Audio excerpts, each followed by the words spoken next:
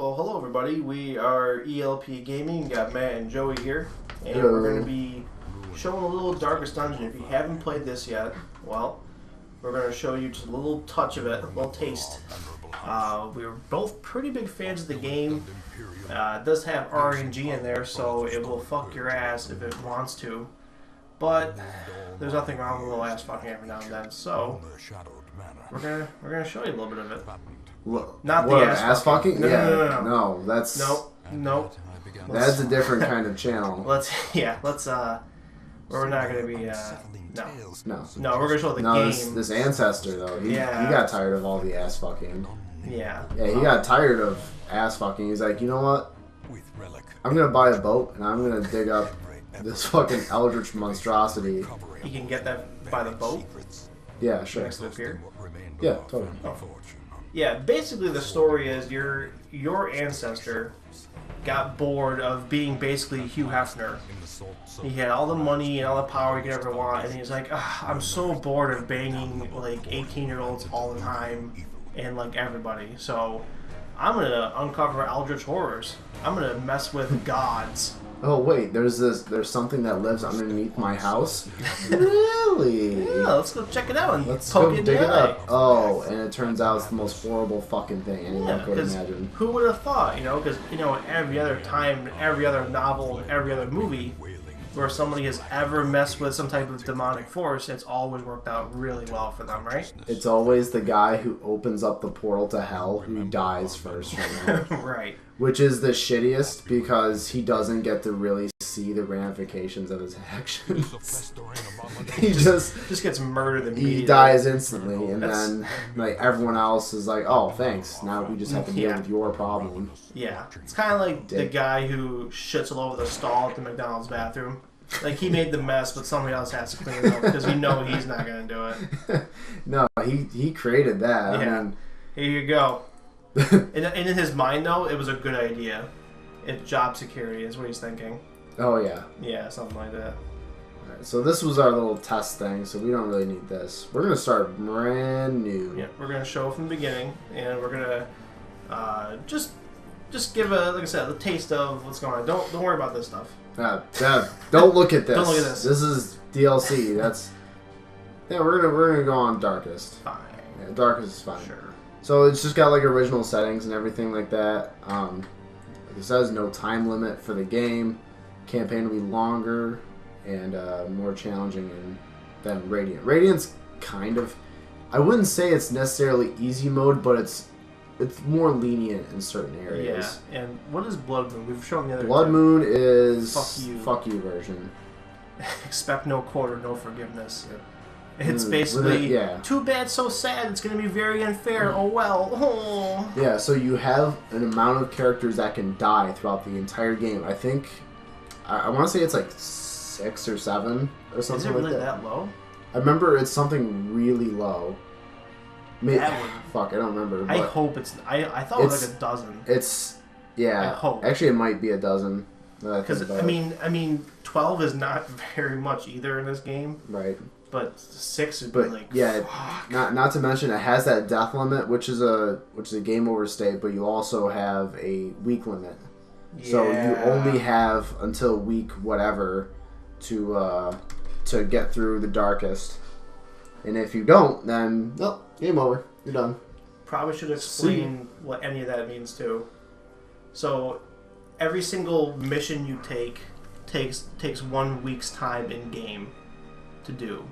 So if there's a time limit of, let's say, 100 weeks, you have 100 missions to basically complete the final dungeon, which is the Darkest Dungeon. We're going to do the camel clutch. We're going to do the camel clutch there. Break him. That's basically what this game is. It gets you in the camel clutch, breaks your fucking back, makes you humble. Oh, it will make you humble. Yeah. Or just really piss off and make you not want to play it again.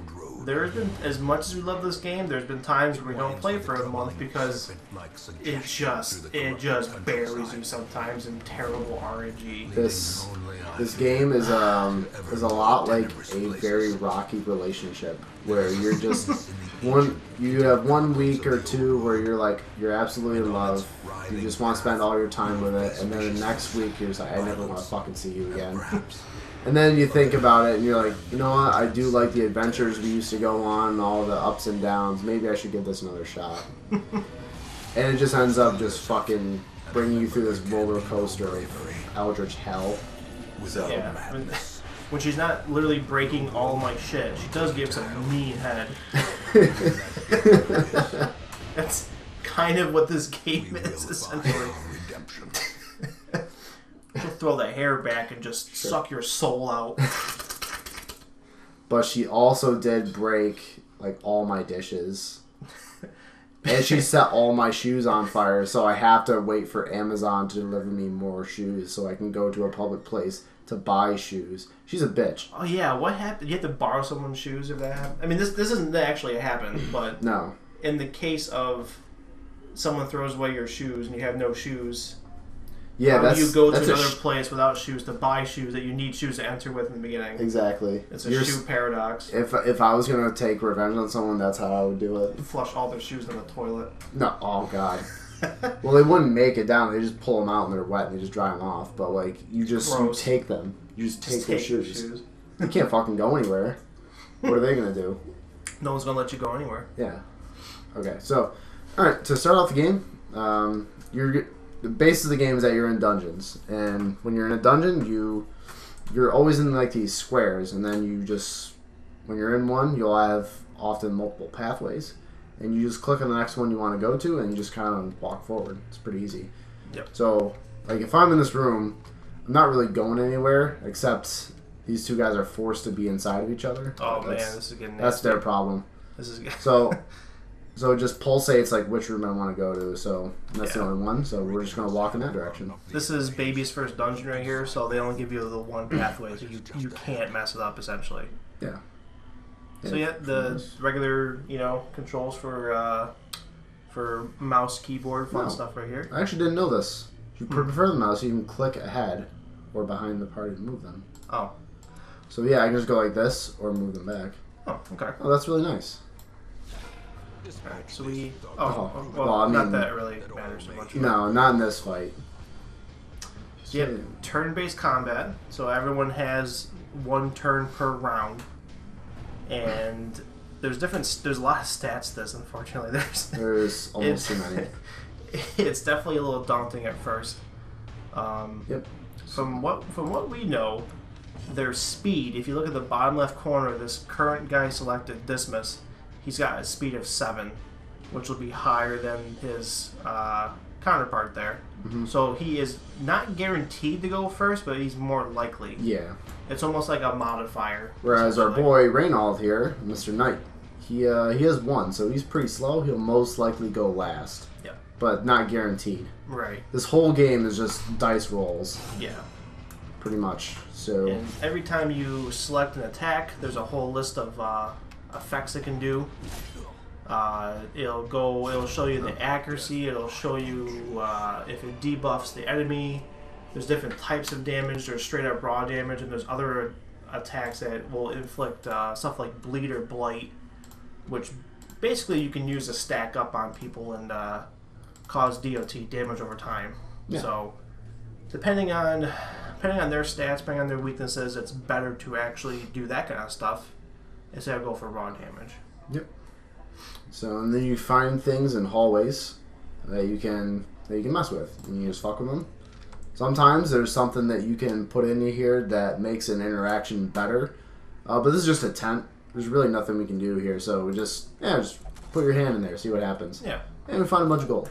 That's dope. Waiting to be spent. Yeah, they call those. You saw on the menu there a second ago. It's a curio. Oh, that's what they call those. Oh, we surprised them this time. Yeah. That one guy jumped us. Yeah, he didn't do shit. So I'm going to start off this round. I think I want to do the self buff there so that he has more damage, accuracy, and crit. Sure. Just for the fight, and I kind of get some damage in before he can really do anything. Yeah, if there is a surprise round, which happened actually in both fights so far, the enemy team gets to take a full turn before you get to even go. So as you see, both of our characters have went, and now they're getting a chance to go. Now they all take their turns normally.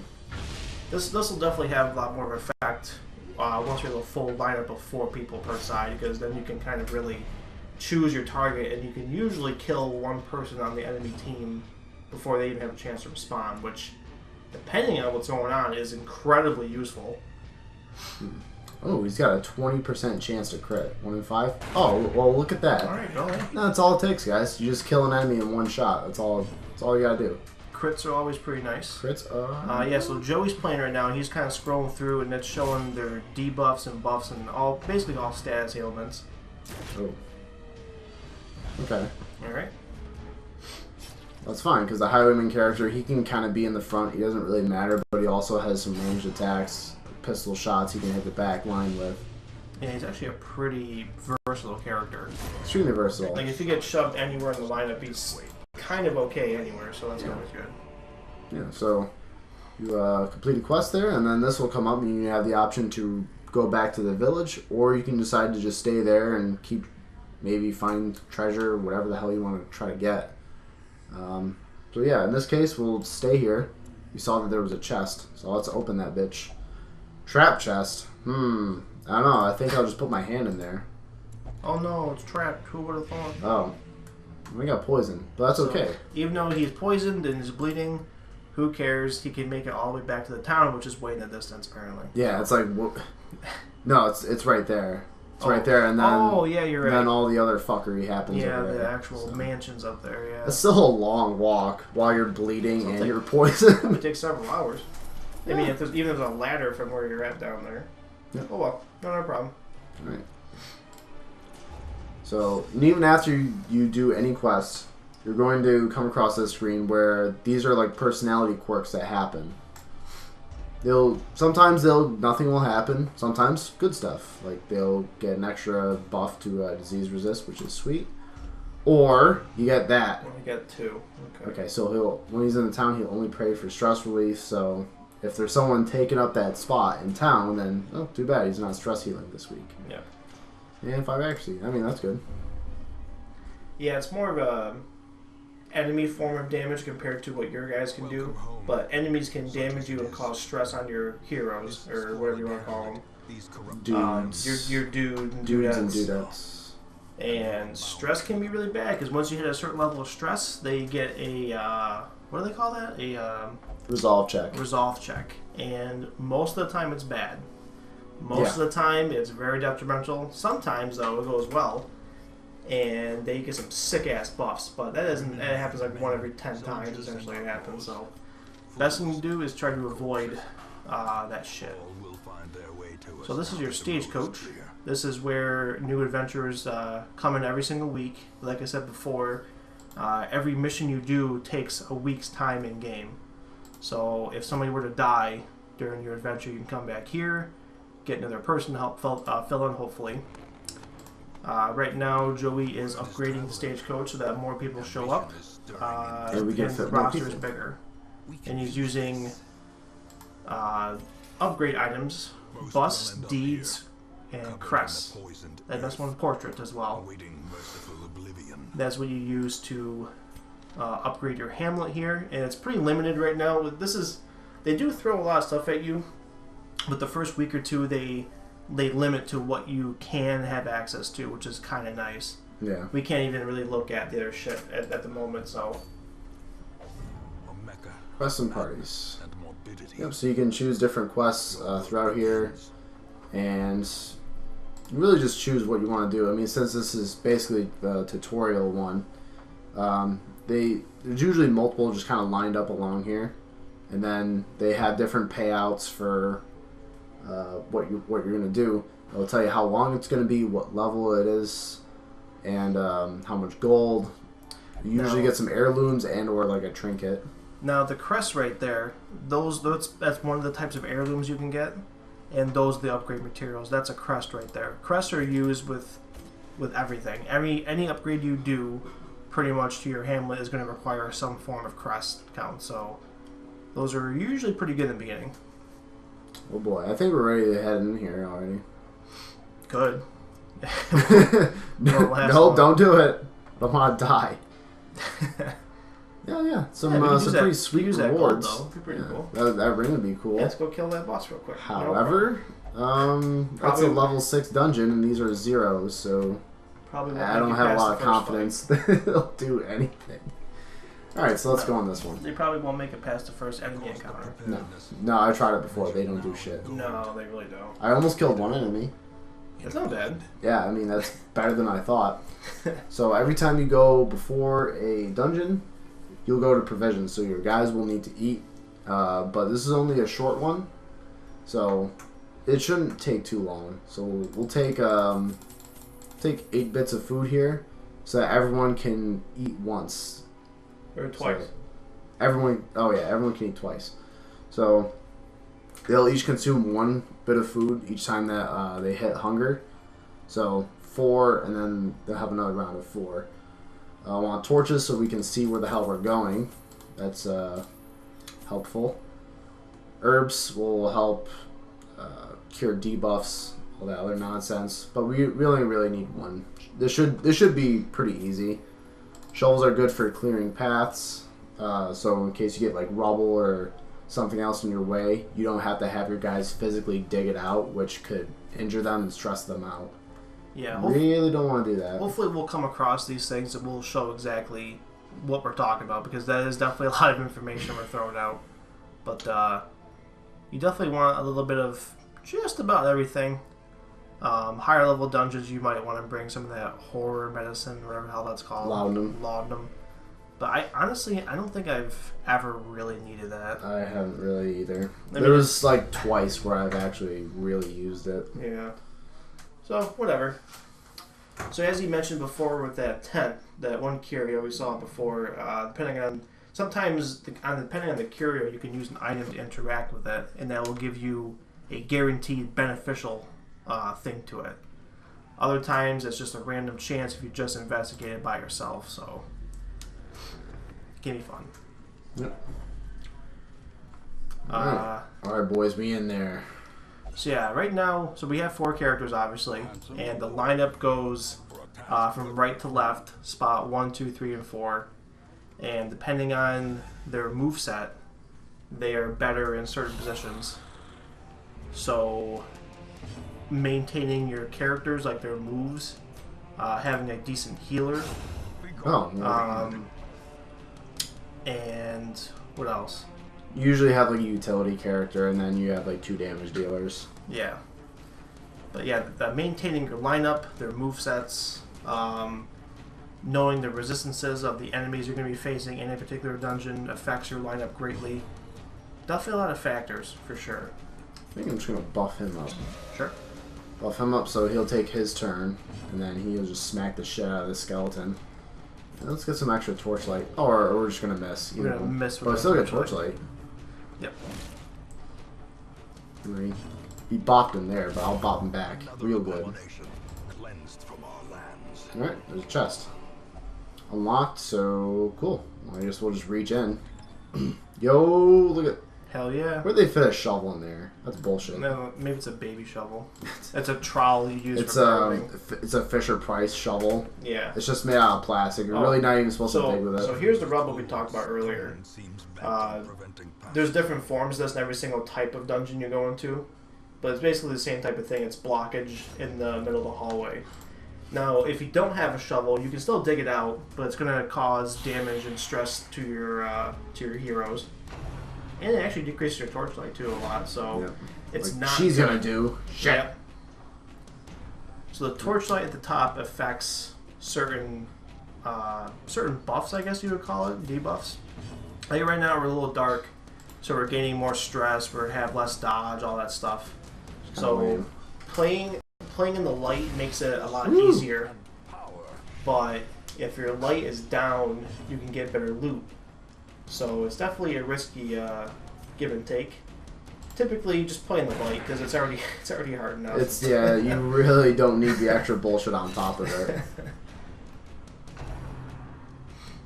It's like that guy who's he's beaten Dark Souls with like a Guitar Hero controller or whatever. Yeah, there's people who've done kind of You absurd things. Like it's already challenging enough. Oh, she doesn't have she doesn't start out with a party heal. That's dumb. Oh, that's super dumb. Why would you do that? I don't know. Why would you do that? That's kind of lame. I actually really wanted the party heal there. That would have been cool. That would have been cool.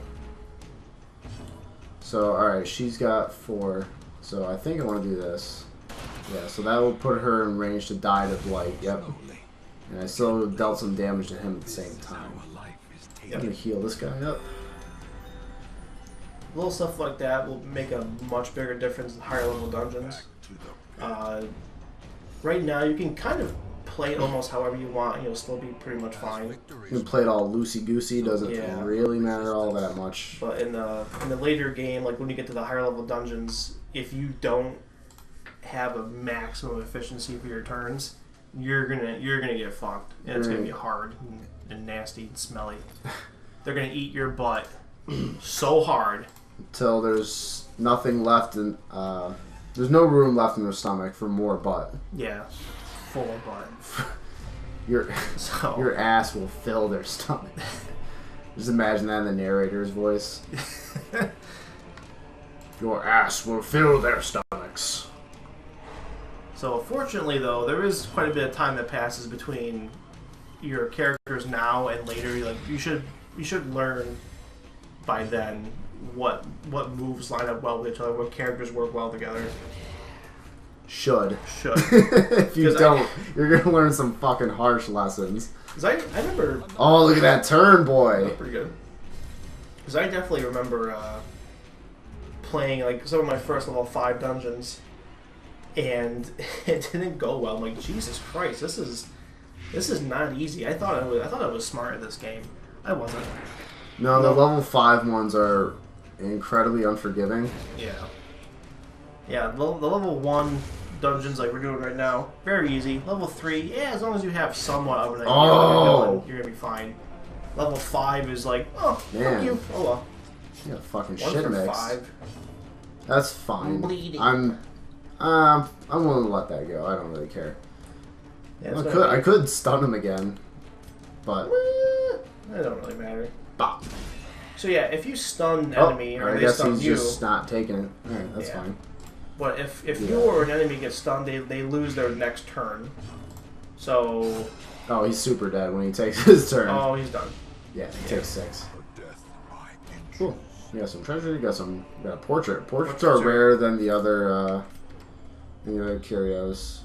Chest. This takes a key. Yeah. Yeah. Alright. Let's throw that in there. I can't remember what happens if you just go for it, but I think you get better loot if you use the key. I'm pretty sure there's a better chance of getting loot. You didn't get much better loot this time. See that trap? Yep, I sure do. Now, some dungeons have worse traps than others. Yep. But you can check your guys and see who has the best chance of disarming it, and go from there. You want to give your guy like the best trap disarm, obviously the best towards disarming the traps, because there's one in the cove I think that gives you like what is that, like minus like 40 dodge or something like that if you get hit by it. Like 12 rounds. Yeah, which is probably close to like 3 fights. Something absolutely insane. 3 or 4 fights. Those are gone. They're victims of malevolent transformation. Their scales have rotted to soft, vulnerable flesh. Slowly suffocating without gals. Oh, that sucks. Yeah. Which closed set and forced to squint through fleshy slits. That sounds almost racist. That or like a vagina. It's a racist vagina. It's just, I'm just thinking, all this weird imagery is coming to my head right now. Well, yeah, when you combine like vagina. when you start combining like having sex with eldritch horrors, usually that imagery is not going to be pleasant in any capacity. Want to talk about that. Nope. Oh, so there's the hunger thing that we mentioned earlier. As you walk through the hallways, you'll randomly encounter those. There's no way to find out where they're going to be. They just kind of pop up. And if you don't eat, well, your guys get stressed out, and they lose health. So better have food, too. Oh, more rubble. Cool. It's a good thing we brought a couple shovels for that, and we found one along the way, so... Yeah. But still, like, this was the last one that we picked up.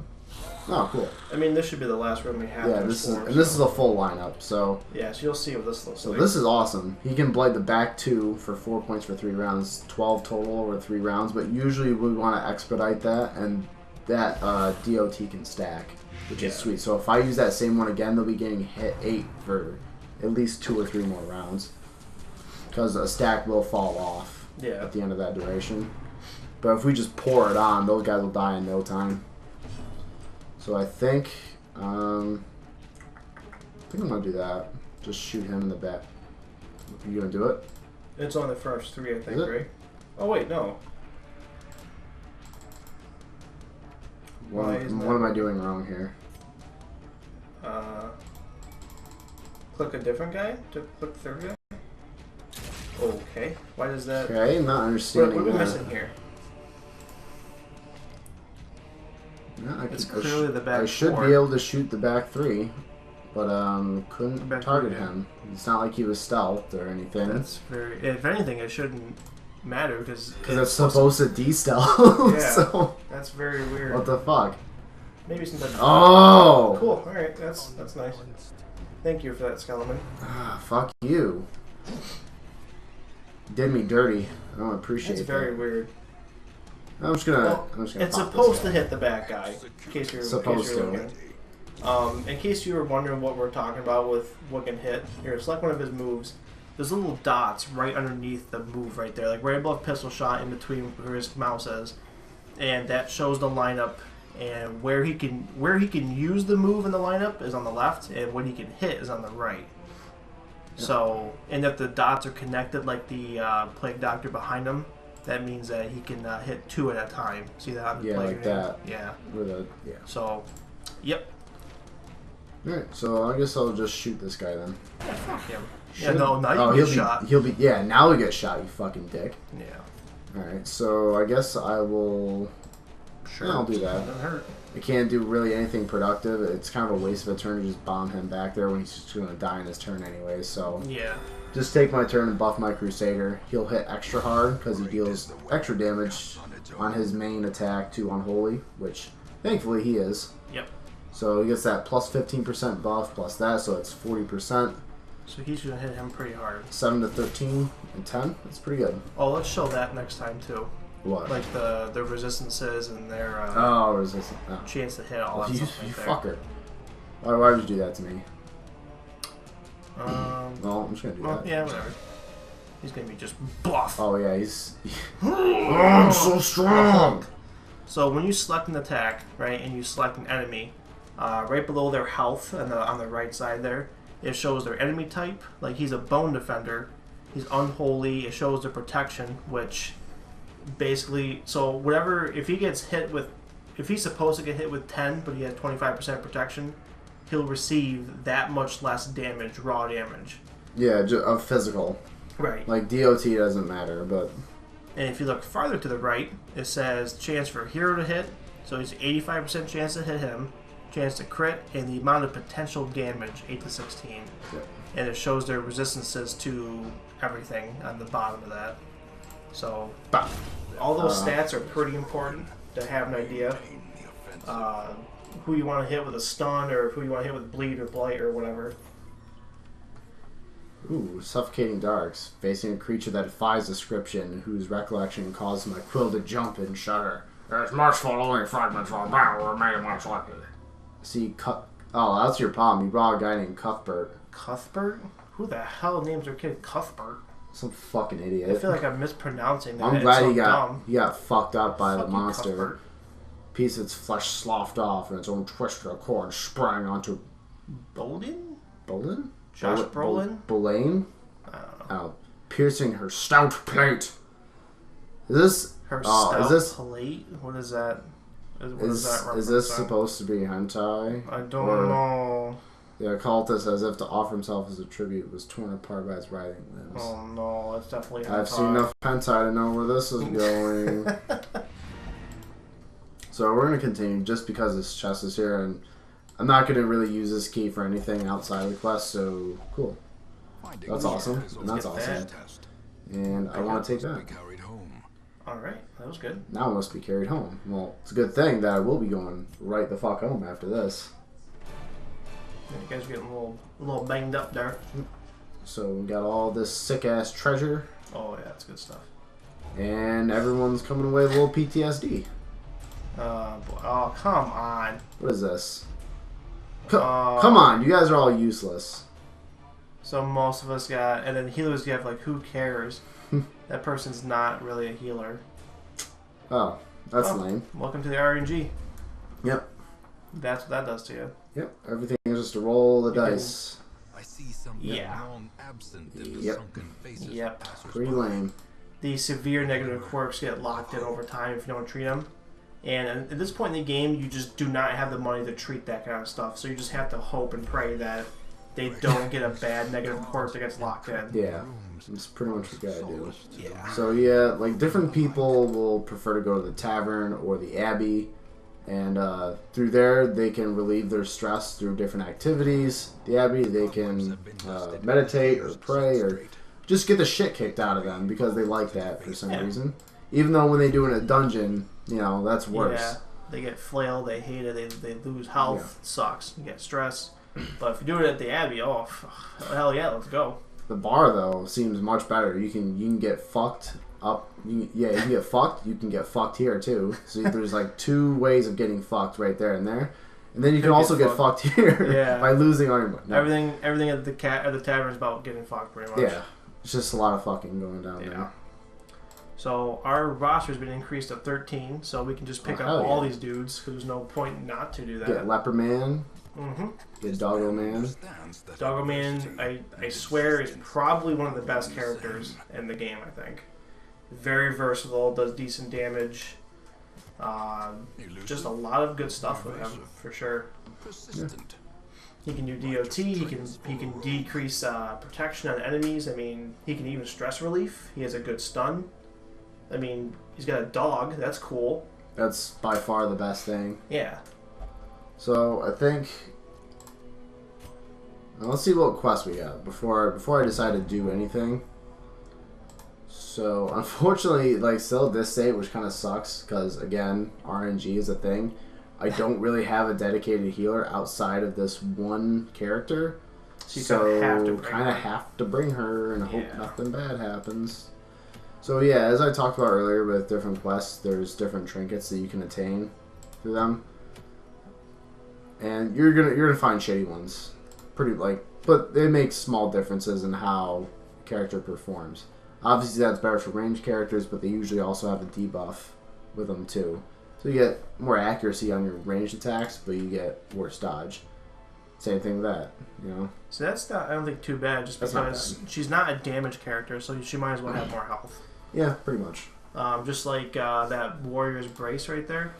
Yeah. Yeah, like that would be good for like your Leper or your Crusader because their dodge is already shit. Yep. So you might as well have them do more damage because why not? Yep. I think that's how I look at it. There's no point really in this game to try and force a character to be better at something that they're already terrible at.